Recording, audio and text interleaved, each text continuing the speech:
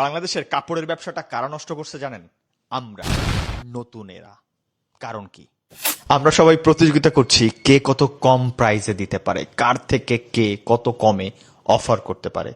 কিন্তু বাস্তবিক পক্ষে প্রতিযোগিতা হওয়া উচিত ছিল কার ডিজাইন কত ভালো, কতটুকু ইউনিক প্রোডাক্ট আমি মার্কেটে অফার করতে পারছি, আর তার থেকে বড় ব্যাপার বেটার কি সার্ভিস দিচ্ছি কাস্টমারকে।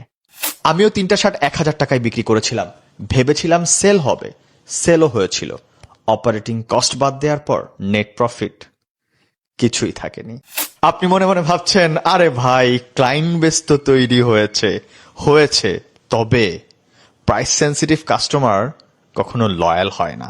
কারণ যে 100 টাকা কমে পেয়ে আপনার থেকে কিনেছে সে ঠিকই আর 100 টাকা কম পেলে অন্য কারো থেকে কিনবে। তবে আমি কিন্তু অ্যাফোর্ডেবল ফ্যাশনের বিপক্ষে না।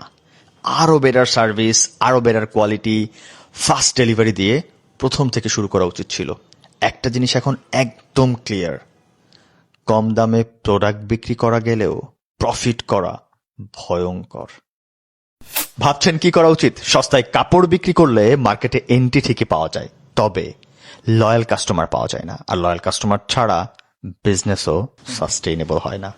তাই যারা ক্লোজিং বিজনেস শুরু করে ব্যর্থ হয়েছেন তারা হয়তো আমার কথাগুলোর সাথে একমত হবেন।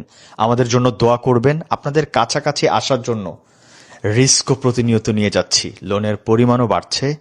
একটাই চাওয়া, আপনাদের কাছে থেকে অ্যাফোর্ডেবল ফ্যাশনটা যেন অফার করতে পারি।